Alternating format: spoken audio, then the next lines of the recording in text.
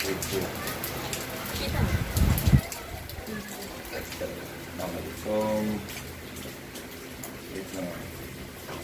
As we already know, di ba, kumbaga we are doing the series of the Book of St. John.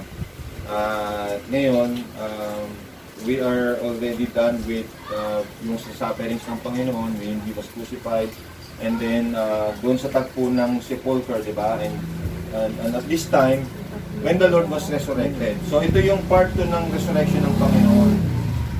Noong una, nagpakita siya kay Mary Magdalene, and this time, He showed Himself doon sa mga kapatiran when they were in a room na kumbaga natatakot sila sa mga Hudyo, and they were all gathered together, and suddenly the Lord Jesus Christ kumbaga appeared unto them, showing the evidences of His resurrection, that He is alive and was risen from the dead. So basahin natin John chapter 20 verse 19.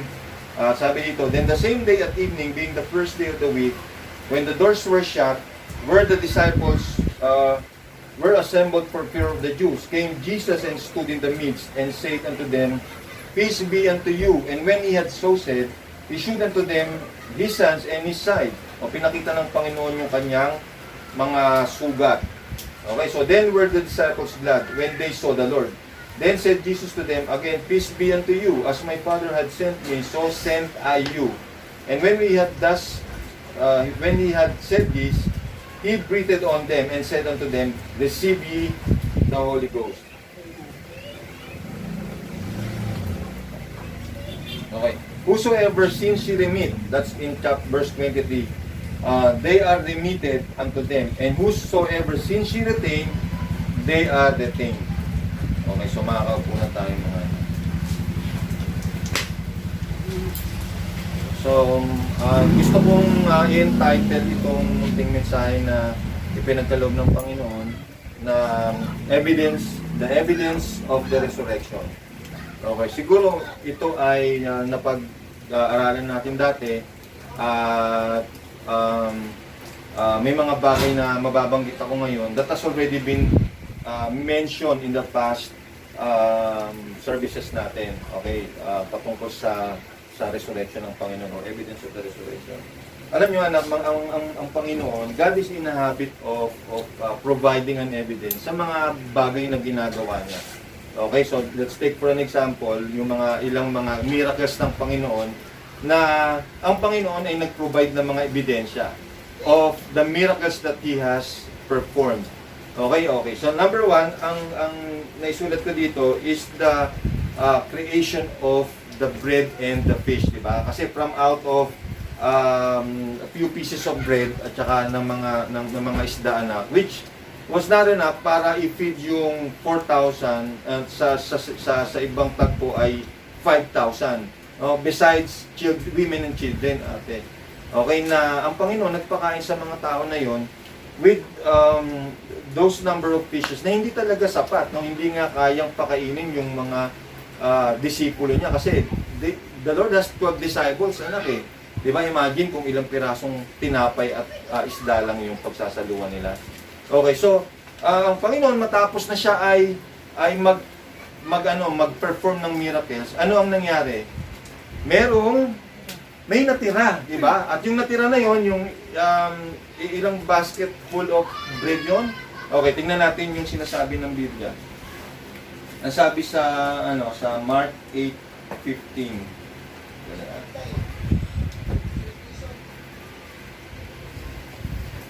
Ito. And He charged them, saying, Take heed, beware of the leaven of the Pharisees and of the leaven of Herod. And they reasoned among themselves, saying, It is because we have no bread. And when Jesus knew it, He said unto them, Why reason ye because ye have no bread? Perceive ye not yet, neither understand, have ye your heart yet hardened? Having eyes, see ye not, and having ears, hear ye not, and do ye not remember when I break the 5 loaves among 5,000? How many baskets full of fragments took ye up? They say unto Him, 12. Okay, so 12 pala yung natira, anak. So parang sinasabi ng Panginoon, kasi yung mga kapatiran, anak, ay ang pag-iisip nila ay nakatingin sa mga literal na tinapay. Okay, nakakala nila when the Lord Jesus Christ said na beware of the leaven of the Pharisees, ang nasa isip nila ay literal na tinapay.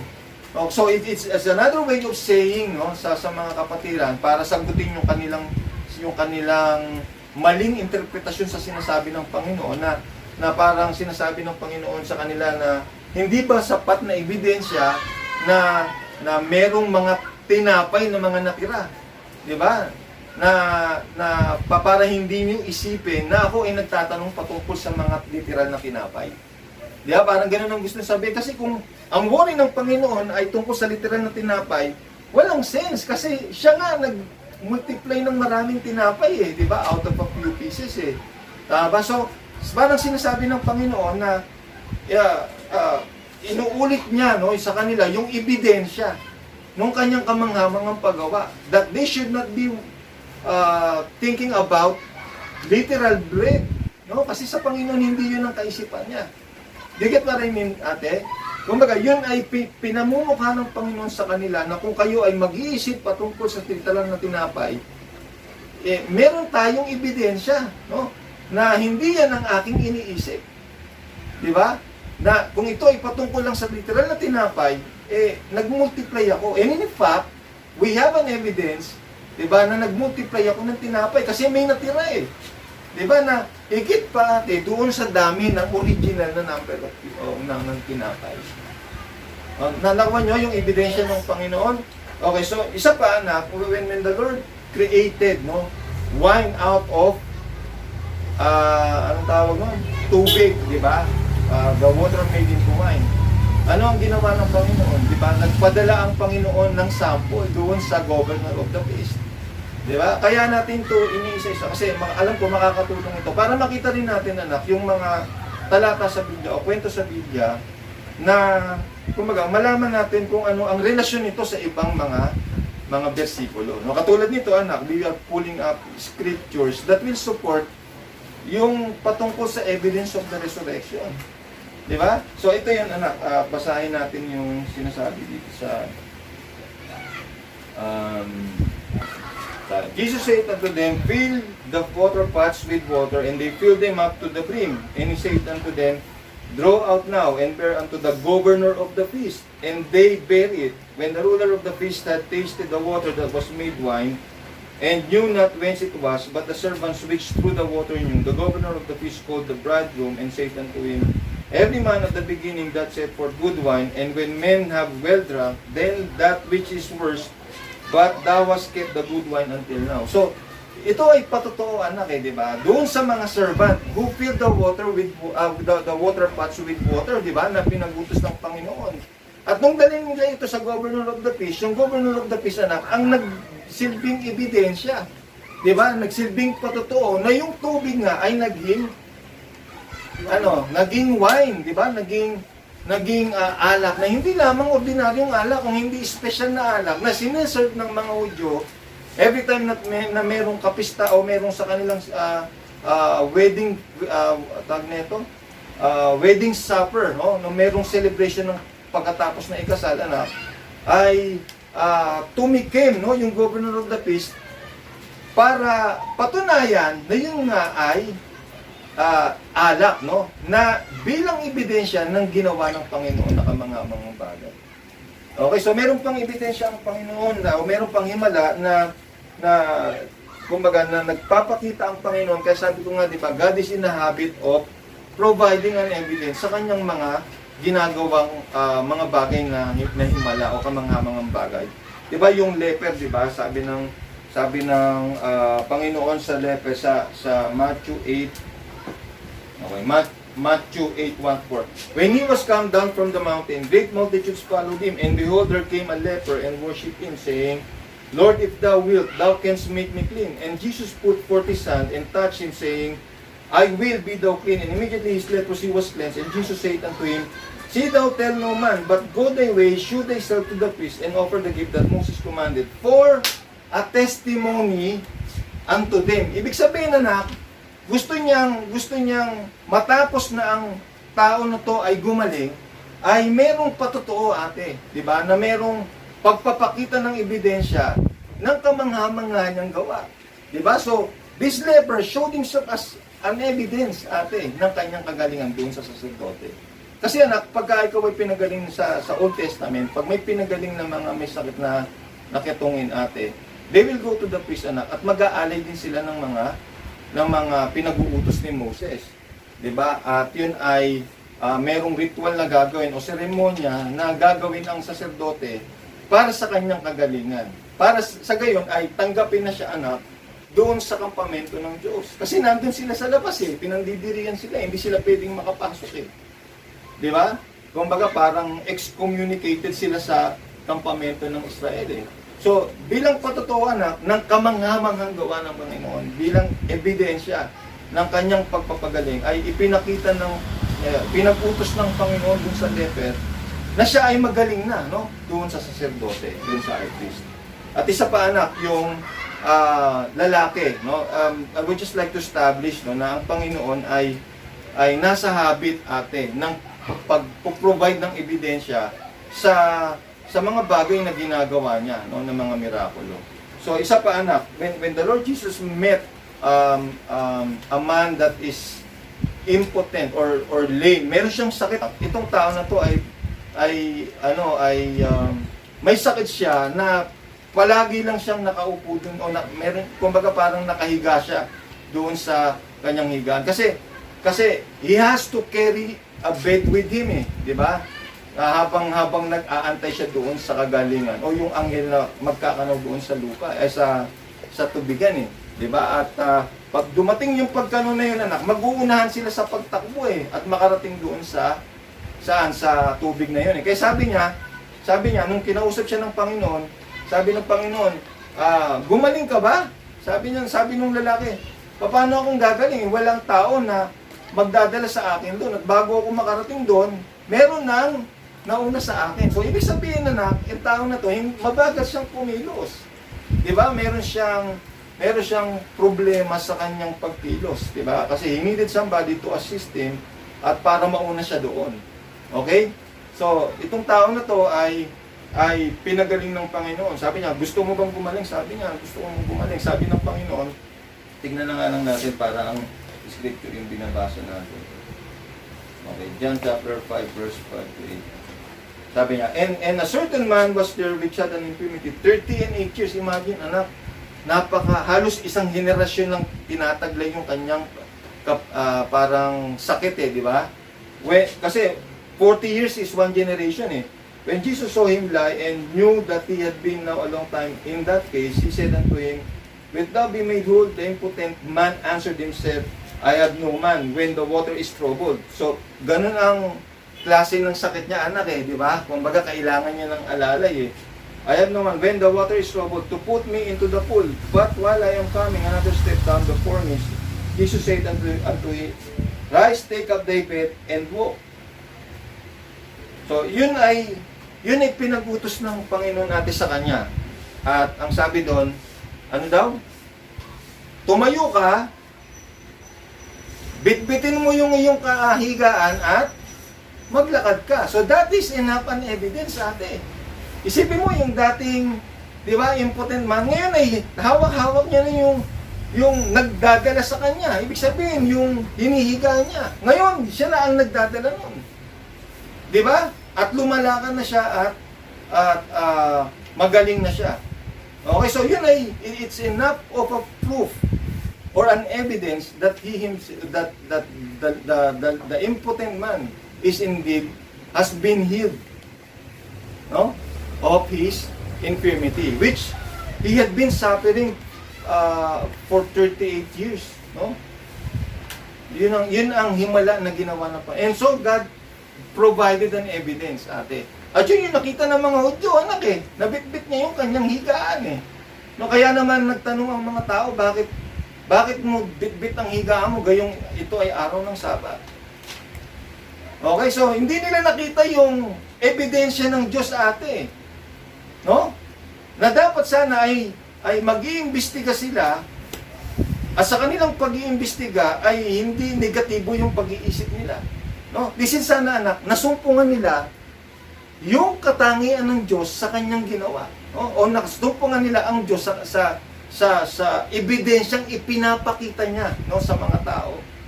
Yun yung nga yung impotent man na gumaling na ipit niya yung higaan niya. Pero hindi, anak, ano ang nakita ng tao? Negatibo. Di ba? Na-misinterpret nila yung dapat sana ay nagpakitang Diyos, no? Sa ebidensyang ipinrubad niya in the person of that impotent or healed impotent man. Di ba? Persecution pa yung naging reaction nila eh. Isin sana, nagluwalhati sila sa Diyos eh. Di ba? Kung positibo lang sana yung kanilang pagtingin, no? Doon sa ebidensya na ipinrubad ng Diyos sa kanila. Okay?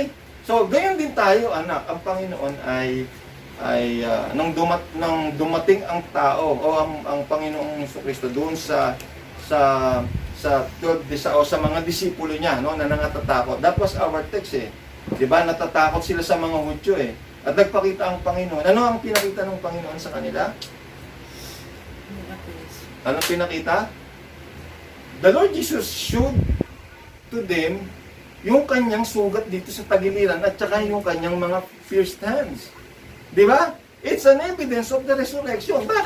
Bakit yun ang evidence of the resurrection samantalang ipinakita niya ng yung sarili niya? Kasi the very evidence, anak, ng resurrection ay yung marka ng yung kamatayan. Di ba? Kumbaga, hindi. Kaya si Thomas, anak, naghahanap siya ng sabi niya, hanggat hindi ko nakikita yung mga sugat niya. Di ba? I will not believe that it was Christ that has been resurrected. So therefore, anak, ipinakita ng Panginoon yun doon sa mga kapatiran, parang isang ebidensya na siya nga yung nag-resurrect na Christ. What did he show? He showed to them the mark of his death. Na siya nga yung namatay.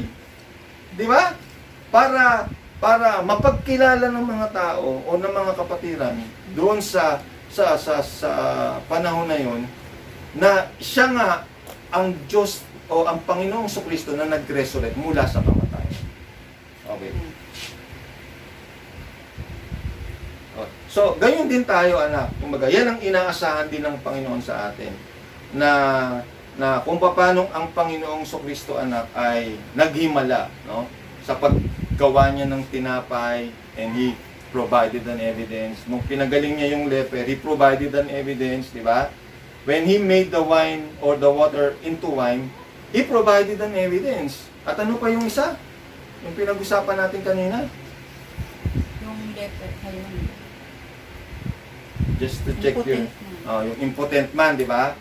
Kumbaga, yun yung mga paggawa ng Panginoon that He provided an evidence. And His resurrection is His own work eh. Di ba? Kasi sabi niya, anak, although pwede natin sabihin that it's the work of the Father, kasi anak, ang Panginoong Jesucristo at ang Ama ay iisa lang eh. Di ba? Pwede nating sabihin ng Panginoon ang gumawa din nun.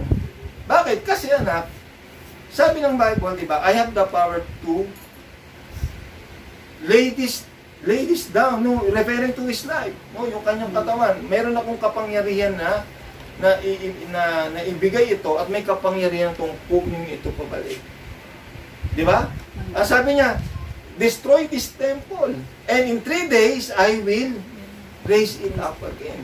Ibig sabihin na kumbaga, siya yung nagsasabi nun eh. Tama ba? So, ibig sabihin, ng Panginoong Jesucristo, may kakayahan siya, may kapangyarihan siya na i-resurrect yung sarili niyang katawan. So therefore, it's just like all the other miracles na ginawa niya na it can be attributed to the Father and to Him as well. Bakit? Kasi isa lang naman sila eh. Isang Diyos na nag-i-exist sa dalawang paraan. Okay? So, ibig sabihin, anak, ang Panginoon sa kanyang resurrection, it's His wonder, kumbaga, those are one of the wonders and miracles that He created and provided an evidence. Diba? So, anak, tayo din, anak, ay merong mirakulo din, no, na naranasan when God resurrected us from being dead in trespasses and sins. Diba? Bakit? Kumbaga, anak, resurrection din yun eh. Spiritual resurrection. Kasi sabi sa Ephesians, anak, sabi sa Ephesians, chapter 2, verse 1 to 5. Sabi dito, and you had he quickened. When you say quicken, ano? Binigyang buhay, tama ba? So, binigyang buhay ka, galing ka saan? Kasi yung pagbibigay ng buhay, pwedeng galing sa kapanganakan, anak, di ba? You were given life when you were born on earth, dito sa sanlibutan, di ba? So, that's another giving of life. Pero pag sinabi mong quicken, anak, kumbaga, pagbibigay buhay muli, mula sa kamatayan, di ba? Kinwiken ka, kasi hindi pwedeng kinwiken ka na hindi ka galing sa pagkamatay. Otherwise, hindi ka pwedeng i-quicken kasi buhay ka na Tama ba? So sabi doon, bakit ka daw kinwiken? Sabi doon, who were dead in trespasses and sins. Ibig sabihin na spiritually, patay tayo being separated from God because of our trespasses and sins. But God has quickened us together with Christ. Therefore, anak, that's resurrection or spiritual resurrection na kamanghamanghang bagay na ginawa ng Panginoon. And as Christ was in the habit of providing evidence, dapat may ebidensya rin ipapakita ang Diyos doon sa miracle na ginawa niya sa buhay natin. That He had quickened us from our trespasses and sins. Tama ba? Okay, so anong ebidensya, anak? Just like the evidence of the resurrection that He showed doon sa kanyang mga disipulo when He first met them from kumbaga mula doon sa unang araw ng kanyang pagkabuhay na maguli. Okay, so ano yung pinakita niya uli? It's the mark of His death. Ganon din tayo, anak. Dapat meron tayong ipapakita. If we have been resurrected back to life, mula saan? Sa kamatayan, sa kasalanan. Kasi nung nabubuhay tayo, patay tayo sa kasalanan So, kailangan makita rin ng tao na merong mark of our death In order for them to believe, anak, that there has been a resurrection indeed na nangyari sa buhay natin. Kasi we have been quickened or resurrected back to life. Di ba? So, kailangan merong mark of our death. Anong death? Spiritual death. Anong spiritual death? Hindi separation, anak, kundi hindi kamatay. Kumbaga, yung dating pagkatao natin ay namatay na kasama nung pagiging makasalanan natin. Okay, ano ba yung sinasabi ni Pablo? Sabi ni Pablo dito sa Galatians chapter 2:20. Sabi dito, I am crucified with Christ. Nevertheless, I live, yet not I, but Christ liveth in me. Okay? Sabi nga, pinako na ako kasama ng Panginoong Kristo So, ibig sabihin, pag pinako ka, anak, yun ay kamatayan. Di ba? Ano yung kamatayan ng Yung unang pagkatao mo. Okay? Pero pag nakikita pa rin ng tao, anak, yung unang pagkatao mo, you are not showing them the evidence of the resurrection. Kasi wala pang namamatay sa iyo. Wala pang marka o ebidensya ng ikaw nga ay namatay na. You get what I mean, anak? Okay, so yun ang dapat na ipapakita natin. Katulad ng ipinapakita ni Pablo. Diba na siya I was crucified with Christ, sabi niya. Gayun pa man, sabi niya, ako'y mabubuhay na muli. Diba, sabi ganun, nevertheless, I live, yet not I. Hindi na ako, kung hindi si Kristo na nabubuhay sa akin. At yung buhay na aking ipinamumuhay sa laman, ay ipinamumuhay ko sa pamamagitan ng pagsampalataya sa anak ng Diyos na siyang nagmahal sa akin at nagbigay ng kanyang sarili para sa akin. So yung buhay na ipinakikita niya, anak, is the resurrected life. Okay, yung buhay na mula sa kamatayan sa kasalanan, at tayo ay namatay na doon sa kasalanan na yun, ibig sabihin, hindi na tayo yung nabubuhay muli. Okay? Hindi na tayo yung dating tayo. Okay? At hindi na yun makikita ng tao, anak. Ibig sabihin, nakita na nila na merong kamatayan na nangyari sa atin. We no longer live the life that we once lived nung tayo ay nasa kasalanan pa. It's the evidence of the resurrection. Yung mark of our death na dapat makita rin ng tao. At sabi nga dito sa Romans chapter 6 verse 1 to 7, sabi dito, ang sabi niya, what shall we say then? Shall we continue in sin? Ano ba yung sin? That is unbelief, di ba? Hindi ibig sabihin natin na kapag nagkakamali ka ay merong unbelief na nangyayari sa iyo. Hindi, anak. Minsan nagkakamali tayo pero there is some something inside of us na nag-grieve. Ang ibig sabihin nun, anak, meron ng bagong pagkatao sa loob mo eh.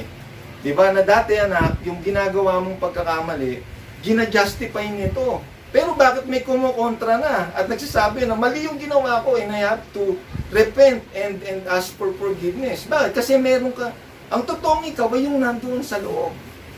Di ba? At yun ang bagong pagkatao na meron ka. So therefore, anak, kumbaga, itutulak ka nito ng pagkataong loob sa pagsisisi at sa pag-commit mo sa Diyos, no, na ito ay hindi na muling maganap sa iyo. Okay, pero yung ibang tao nag-i-enjoy sa kasalanan eh, di ba? So sin is unbelief. Bakit? Kasi ang nantitirang nananahan sa kanila ay yung unbelief, di ba? Walang nag-grieve sa puso nila eh. Well, there are instances atin na ang tao merong konsensya eh. Di ba? Merong batas ng Diyos yun na nakasulat sa puso ng tao. But it's not the Holy Ghost. Kumbaga, it's a law na hindi mo nababasa, pero ito ay nakasulat sa puso mo. Natural yun. Kasi merong mga tao, anak, na kahit sa mga tribo, they have not heard the gospel. And yet, meron silang pagkilala sa mga magulang nila. Pagpaparangal sa mga magulang nila. Pagka nangalunya ka sa mga tribo na yan, anak, may parusa rin silang ginagawa eh.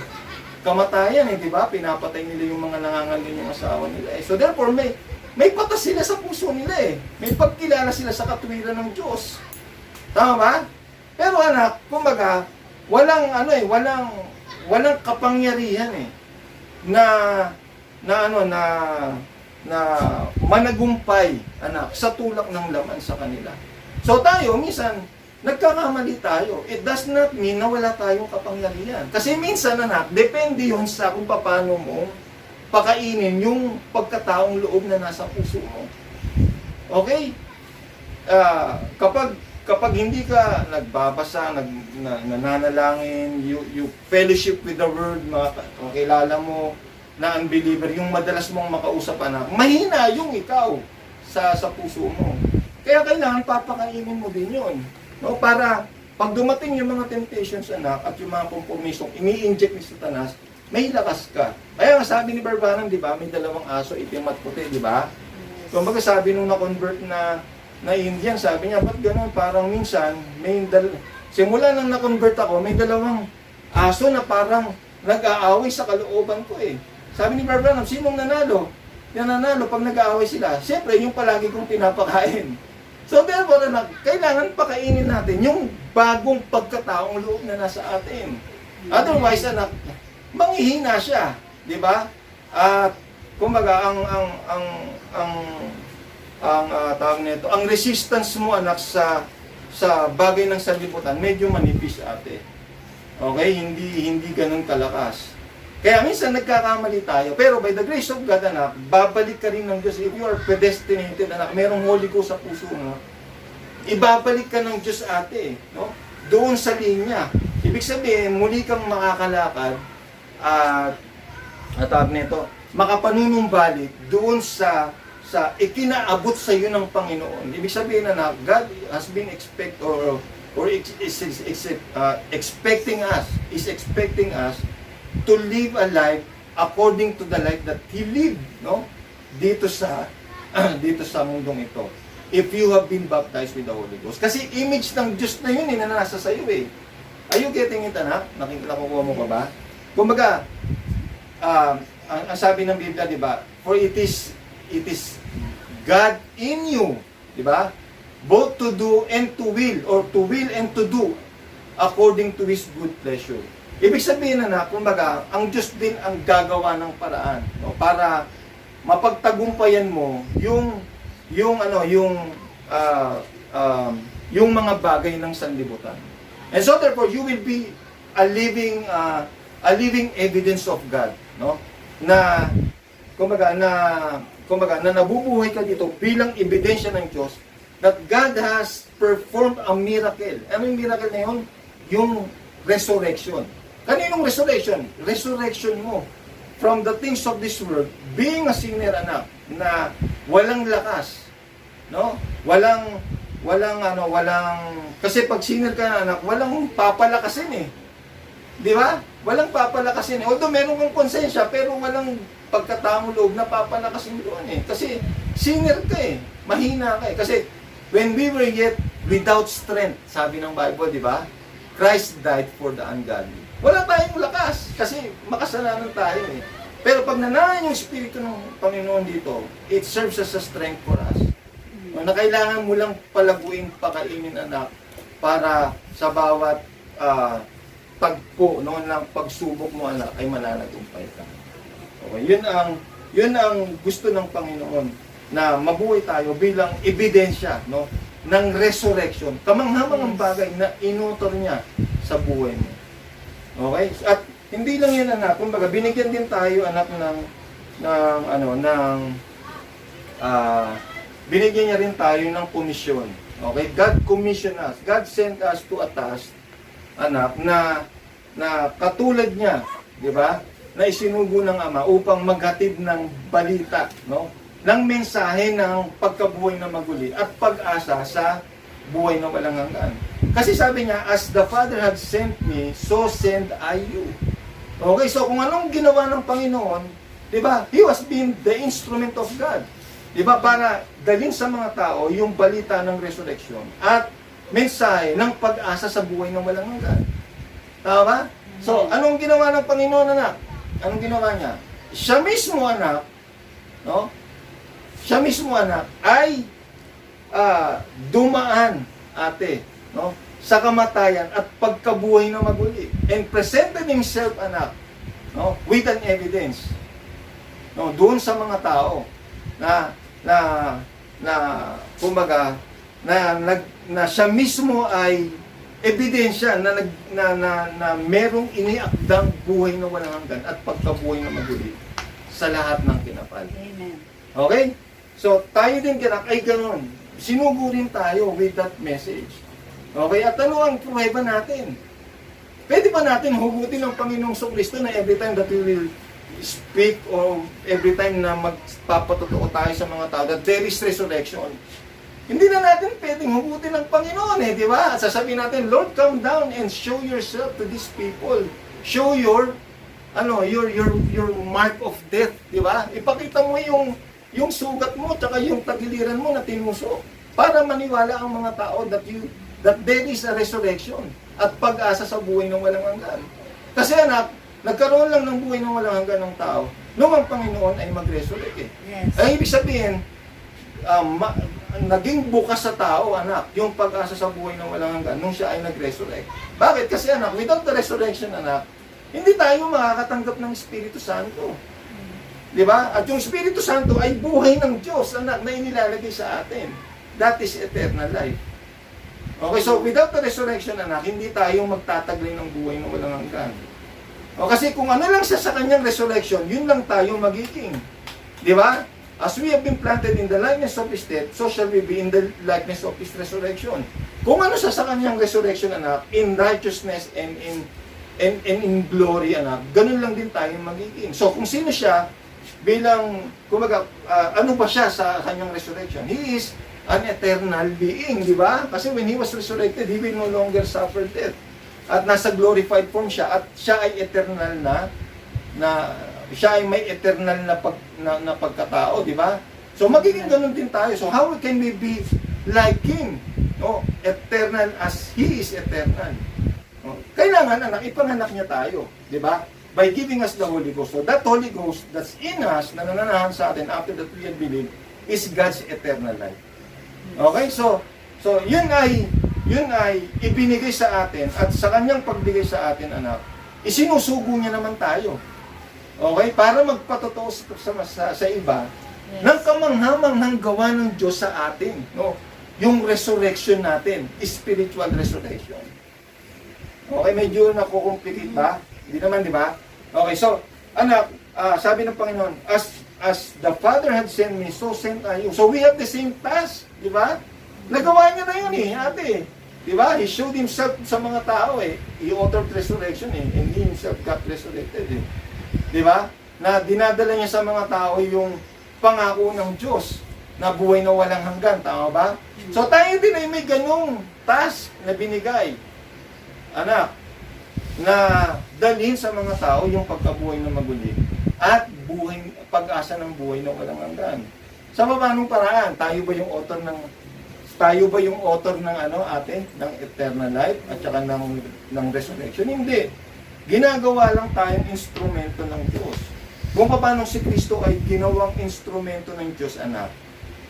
Okay? Ibig ba sabihin, Papa, si Jesus Christ, instrumento lang? Hindi. God Himself, no? In the form of a man, and made Himself an instrument of Himself. Naintindihan mo ba, anak? Okay. Para madala sa tao ang buhay ng walang. So, tayo din instrumento ng Diyos. Instrumento niya. Para magdala ng buhay ng walang hanggan sa tao. Not because we are the source of eternal life, but we have been commissioned of God to bring the hope of salvation or the hope of eternal life sa mga tao. Sa paanong paraan, anak? Kaya sabi niya, di ba? He breathed unto them, God, Jesus Christ breathed unto them and said, receive ye the Holy Ghost. Kasi anak, hindi tayo pwedeng magpatotoo sa mga tao, anak, ng eternal life or ng resurrection without us being resurrected. Di ba? Gusto ng Panginoon, tayo mismo ebidensya eh. Di ba? Kumbaga, kaya anak, nung ang Panginoon ay nagbigay ng baptism of the Holy Ghost doon sa 120 elders, anak, that was the time, ate, na sila ay nag-umpisang humayo at mangaral bilang witnesses. And you shall be my witness. Di ba? Hindi lamang sa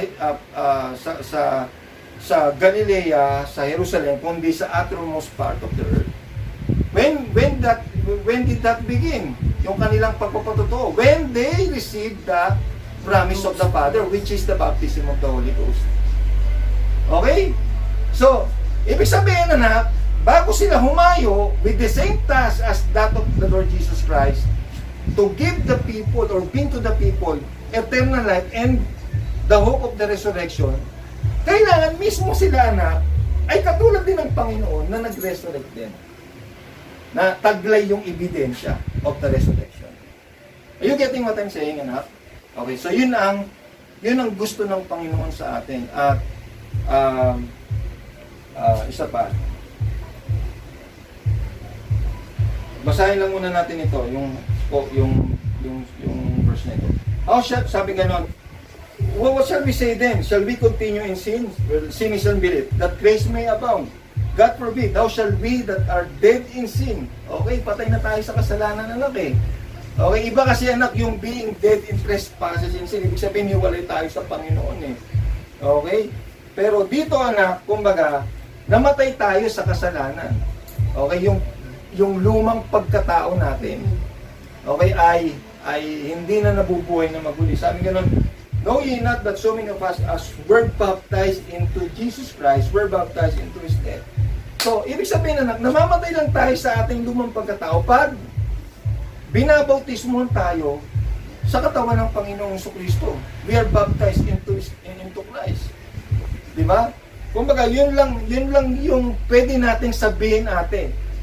Na pwede nating sabihin na pwede na tayong gamiting ebidensya ng Diyos. Okay, at we can now perform the task that God has given us. As the Father has sent me, so send I you. Para Para dalhin sa mga tao yung message of hope, ng eternal life, ng resurrection. Okay? So, kailangan maging ganun muna tayo, anak. Patay sa kasalanan at baptized into Christ. Because the only way that we can be dead in sin is when we are baptized into Christ. Okay? So, hindi na tayo dapat nabubuhay sa kasalanan. Okay? Ano yun? Unbelief. Ulitin ko anak, hindi ibig sabihin na nagkakamali tayo ay nasa kasalanan pa rin tayo. Okay? If you are baptized into Christ, then it's another form of life that's in you. No, na kailangan lang alagaan mo yun by the grace of God, na palaguin mo yun, palakasin mo yun para magtatagumpay ka sa lahat ng pagkawa. Minsan anak, meron pang hatak yung laman anak na minsan na pagbibigyan. Bakit? Kasi mahina yung pagkataong loob mo. But it doesn't mean anak na may patay na pagkatao. Ibig sabihin merong makasalanang pagkatao doon. It's just that you need to find strength from the Word of God. Kasi di ba, kumbaga, desire the sincere milk of the Word, that you may grow thereby. Kasi yung mga bata, may hina pa yan eh. Hindi madali pang kapitan ng sakit eh. But when you become matured enough, di ba? Kumbaga, nagiging malakas na yung pangatawan mo, ate. Di ba? Kumbaga, there will come a time, anak, na talagang in your spiritual maturity, ate, baliwala na lang yung mga bulong-bulong sa iyo ng sanlibutan. Okay? So, yun yun. At ang sabi ng Panginoon, di ba? Kumbaga, ang sabi niya, yung mga kasalanan daw na inyong nire-remit. Sabi niyo, basahin natin ulit.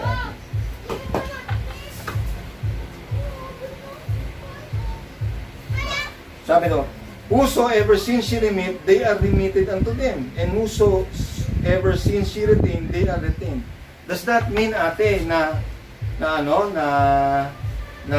pwede tayong magpatawad ng kasalanan? Hindi, ate. Well, of course, anak, hindi katulad ng paraan ng mga ibang mga reliyon. Kasi yung ibang reliyon, anak, di ba? Kumbaga, sabayan mo ako sa panalangin at pagka tapos na silang manalangin na sumabay ka, pinatawad ka na sa kasalanan. Okay, hindi ganoon, ate. Ang sistema ng Panginoon.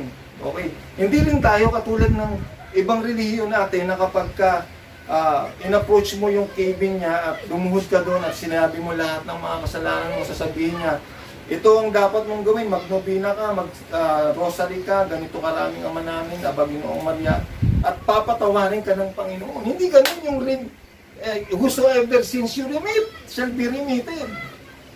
Okay, binigyan lang tayo, anak, ng authority ng Panginoon na sa pamamagitan natin, anak, ay marimit ang kasalanan ng tao. Sa paanong paraan? Na madala natin ng tao, ate, sa pagsisisi at pagdidesisyon na magpabautismo sa pangalan ng Panginoong Kristo. Okay, yun yung task na binigay sa atin. At authority na madala yung remission of sin, no? Sa pamamagitan nun, no? Na mangaral tayo ng salita at madala sila sa pagsisisi and for them to decide for the baptism of in the name of the Lord Jesus Christ. Bakit? Kasi sabi sa Acts 2:38, anak, sabi nga, repent every one of you. In other words, anak, may individual na pagdidesisyon. Hindi sinabing repent every family. Kung hindi every one of you, that's an individual affair with God. Individual decision, anak, na gagawin mo. And sabi nga nun, and be baptized in the name of the Lord Jesus Christ for the remission of your sin. In other words, anak, yun yung remittance of sin. Hindi yung magpapatawad ka after na maghumatol ka ng ilang Ama Ginoong Maria.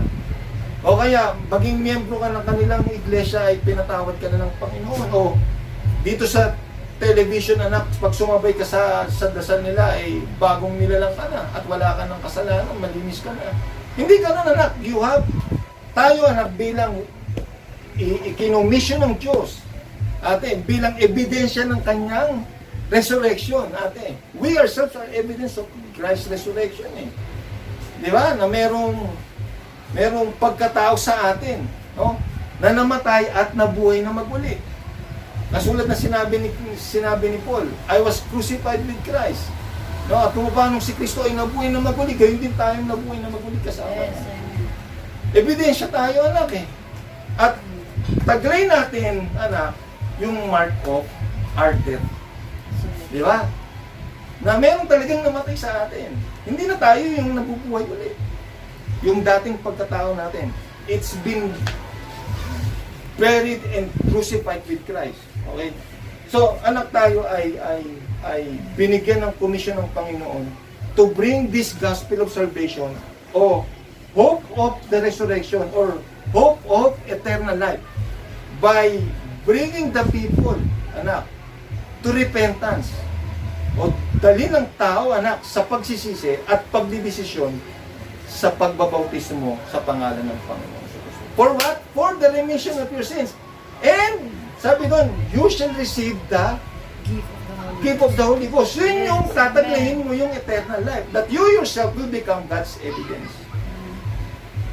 No? Of the resurrection. Of His resurrection. Kasi produkto tayo ng kanyang ginawa, eh. At sa personal nating buhay, taglay din natin, anak, yung ebidensya ng pagkabuhay na magulo. Okay? Dahil namatay na tayo sa sarili natin. Okay, so, ano naman yung sin that you retain shall be retained? Madali lang pag-usapan, anak, yung those sins that whosoever sin you remit shall be remitted, eh. Diba? Pero yung retain, paano yun?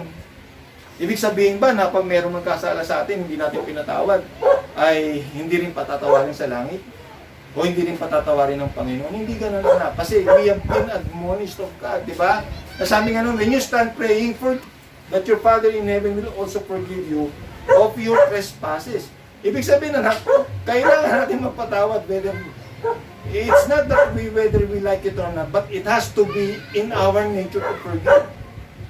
Di ba? Kasi bagong pagkatao na nga tayo eh. Pero anak, yung sins that you retain will be retained, ate. Di ba pagka binaptize tayo in the name of the Lord Jesus Christ, di ba? Nagsisi tayo, sins are remitted. So, dinadala tayo into fellowship with the church, di ba? So, yun yung sins that you remit shall be remitted. Dinala tayo doon sa fellowship natin sa iglesia. Okay? Being forgiven of our sins or our sins being remitted. Sino ang nagdala nun sa atin? Yung mga disipulo rin ng Panginoon. Okay? Pero anak, if we have the authority to bring the people into fellowship with the church, may authority din tayo to this fellowship yung mga tao sang-ayon sa prinsipyo ng Diyos. Okay? So tingnan natin, anak, sa Bible. Sabi dito, Matthew 18 verse 15 to 18. Sabi dito, moreover, if thy brother shall trespass against thee, go and tell him his fault between thee and him alone. Pag sinabi mong brother, ano, kasama na yun sa fellowship, di ba? Di ba, ate? They have already received the message of repentance, eh. Nagdesisyon na sila. Sabi dito, go and tell him his fault between thee and him alone. If he shall hear thee, thou hast gained thy brother. But if he will not hear thee, then take with thee one or two more, that is, that in the mouth of 2 or 3 witnesses, every word may be established. And if he shall neglect to hear them, tell it unto the church. Okay, ulitin natin. Una, pag nakakita ka ng isang kapatiran that is not working, that is not living a life worthy of the gospel, ano ang gagawin natin? Pagsasabihan natin siya.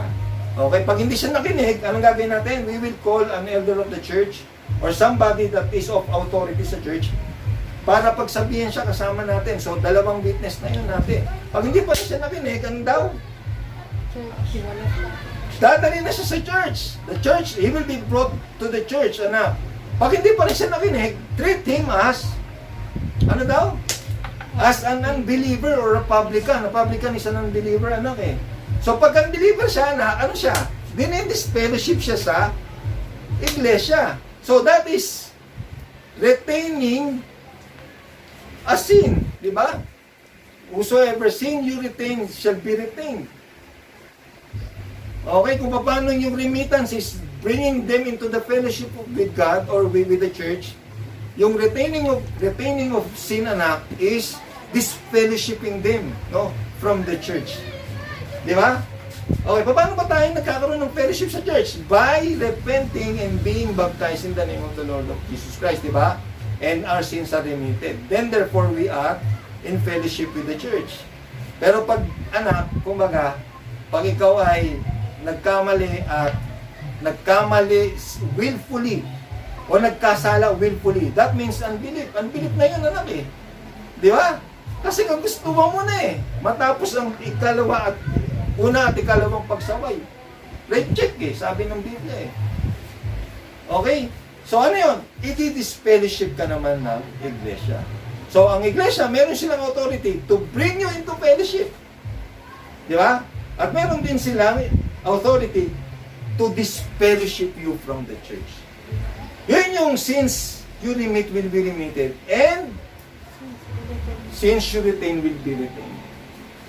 So, sins are retained and they are considered sinner as well. Okay? So, ano ba ang dahilan bakit binanggit ng Panginoon yan doon sa talata na binasa natin? Bakit? Kasi anak, gusto niya na ang iglesia, anak, ay walang bahid ng anumang bagay na pagdududahan patungkol sa ebidensya ng resurrection. Bakit? Kasi anak, the church as a whole, anak, has to live a life, anak, ng katulad ng isang nilalang na nabuhay na maguli. No? In the image of Christ's resurrection, eh. Di ba? Pero pag mayroon siyang miyembro doon, anak, na nabubuhay pa rin sa kasalanan, ayaw pala ng Diyos yun. Gusto niya i-disfellowship yun. Kasi gusto niya dalisay at puro ang buhay ng iglesia. Di ba? Na nagpapatotoo ng pagkabuhay na maguli ng Panginoong Kristo. You get it, anak? Because the church itself, anak, is God's evidence of His resurrection. Okay? Okay, so that is God's evidence. No, ulitin ko, the church is God's evidence of His resurrection. At ayaw niya na meron doon, anak, na sisira ng ebidensya na yun. No, may nabubuhay pa rin sa kasalanan. Sabihin mo, yan pa yung iglesia na nangangaral ng pagkabuhay na maguli ni Kristo at ng buhay na walang hanggan. When they themselves have not experienced resurrection. Kaya nga si Christ, di ba? They breathed unto them the Holy Ghost, eh. Di ba?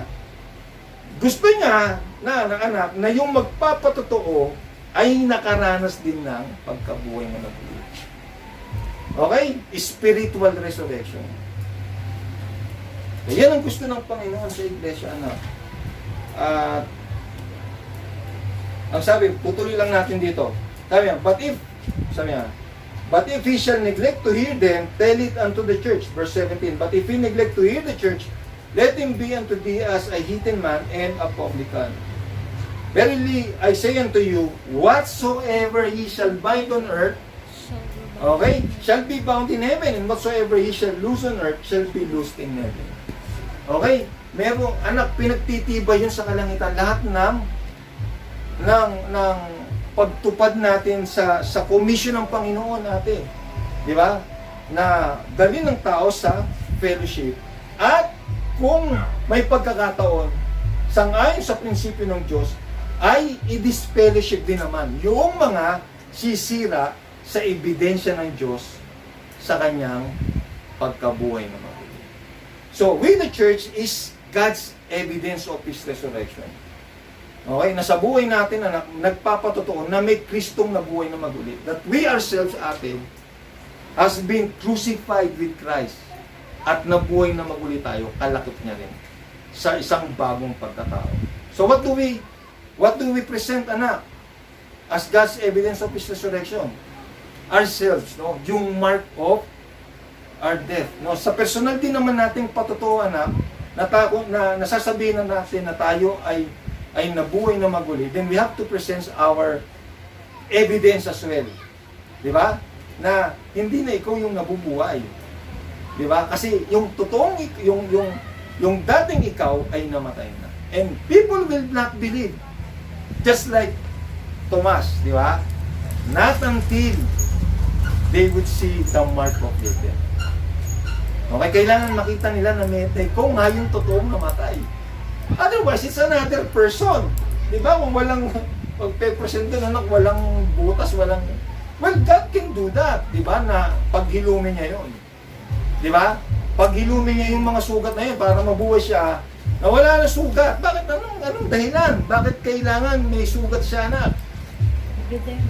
Tama. Because Christ is in a habit of creating an evidence of all His wondrous works.